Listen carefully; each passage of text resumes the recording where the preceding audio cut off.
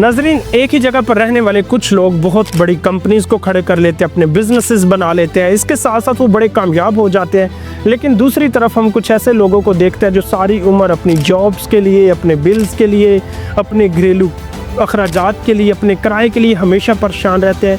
नाज़रीन, उसके पीछे एक बुनियादी वजह है माइंडसेट। कुछ लोगों का माइंडसेट ऐसा बना होता है कि वो हमेशा अपनी अखराजात लाइबिलिटीज़ पे लगाते हैं, वो ऐसी चीज़ें परचेज़ करते हैं जो उनकी इनकम को, उनके एसेट्स को नहीं बढ़ाती। जबकि अमीर लोग और बड़े कामयाब लोग अपने पैसे को ऐसी जगह पे इन्वेस्ट करते हैं, अपने एसेट्स बनाते हैं जिनसे उनका पैसा आगे बढ़ता है।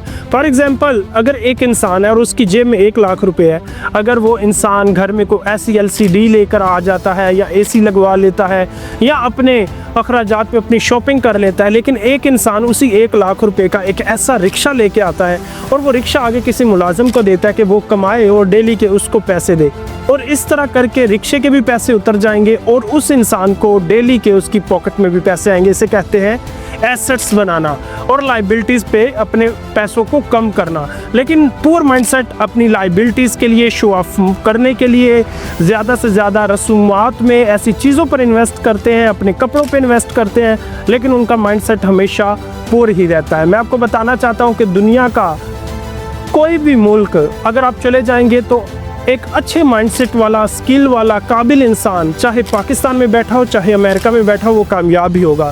और अगर आप वेले, निकम्मे, आलसी शख्स को USA में भी बिठा देंगे तो वो कभी आगे नहीं बढ़ सकता। मैं आपको बताना चाहता हूँ, इस वक्त पाकिस्तान में प्रॉब्लम्स बहुत ज़्यादा हैं, बहुत ज़्यादा मुश्किलात के लोग शिकार हैं। लेकिन अगर मुश्किलात के अंदर ही एंटरप्रेन्योर्स जन्म लेते हैं, मुश्किलात के अंदर अपॉर्चुनिटीज़ भी ज़्यादा होती हैं, मुश्किलात के अंदर ही बिजनेसमैन ऐसी सॉल्यूशंस लेके आते हैं, उन मसाइल को हल करके वो पैसा भी बनाते हैं। अगर आपका माइंडसेट एक ऐसा है जिससे आप अपनी लाइबिलिटीज़ पे पैसा खर्चे नहीं करते बल्कि अपने एसेट्स और अपने इन्वेस्ट करते हैं, तो आप ज़रूर आगे बढ़ेंगे। रॉबर्ट कियोसाकी की एक बहुत खूबसूरत book rich dad poor dad भी इसी असूलों पर बात करती है कि आप किस तरह अपनी लाइबिलिटीज़ को कम करते हैं और अपने माइंडसेट की ग्रोथ की तरफ आते हैं और इन्वेस्ट करते हैं। आप भी ये किताब पढ़ें, ज़रूर कामयाब हों। God bless you.